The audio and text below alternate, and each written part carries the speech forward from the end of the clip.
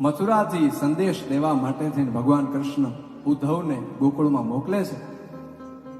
ગોકુળમાં ઉદ્ધવ આવે છે, બધાને એમ કે કૃષ્ણ આવ્યા છે, બધાને કનૈયો પાછો આવી ગયો. પણ ઉદ્ધવને જોઈને પાછા બધા નિરાશ થઈ જાય છે. સંદેશ દેવા આવેલા ઉદ્ધવને એમ કે છે કે અમારે કાંઈ તમારા સંદેશ નથી સાંભળો, અમારો સંદેશો એ કનૈયાને દેજો. એ શું હતો સંદેશો? એક વાર